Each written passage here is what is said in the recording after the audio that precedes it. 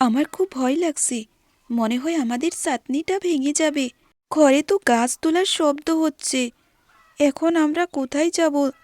ভয় পাস না বোন, সৃষ্টিকর্তা আমাদের সাথেই আছে। ঝড় বৃষ্টি কমে যাবে। আর যদি ঘর ভেঙেও যায়, আমরা আবার ঘর বানিয়ে নিব।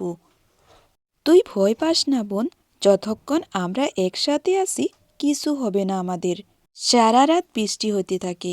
ঘরের দেওয়ালগুলো ভিজে গিয়েছিল, কিন্তু ঘরের ছাউনির কোনো ক্ষতি হয় নাই। দুই বোন একসাথে বসে থাকে। দিদি, এই দেখো, দেওয়ালগুলো পুরোপুরি ভিজে গিয়েছে। যদি ভিজে ভিজে দেওয়ালগুলো পড়ে যায়, তখন কি হবে আমাদের? বোন আমার, ভয় পাস না, কিচ্ছু হবে না। দেখ, ছাউনিটিও তো ভাঙিনি। তুই দেখিস, আমাদের কিচ্ছু হবে না। আমরা এই বাড়িতে দুই বোন বাবা মার স্মৃতি নিয়ে বাড়িতে থাকবো। কষ্ট সব সময় থাকে না, সৃষ্টিকর্তা আমাদের কষ্ট দূর করে দিবে।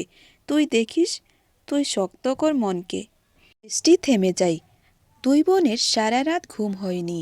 সকালে বাইরে দুই বোন বের হয়ে দেখে তাগর বাড়ির কিছু ক্ষতি হয়নি, সব কিছু ঠিকই আছে। দুই বোন জঙ্গল থেকে কাঠ আনে আর ওইগুলোই বাজারে বিক্রি করে। এটাই ছিল দুই বোনের প্রতিদিনের কাজ। গ্রামে প্রতি বছরের মতো এইবারও মেলা হতে শুরু হয়েছে। মানুষের মুখে খুশির থেকে বেশি দুশ্চিন্তা ছিল, কারণ গ্রামের প্রতি বছরের মতো জমিদার রামলাল আর মুখিয়া মদন চাঁদাবাজি মেলার নামে প্রতি বছর শুরু করে দেয়। গরিবের কাছ থেকে চুর করে ওরা চাঁদাবাজি করত।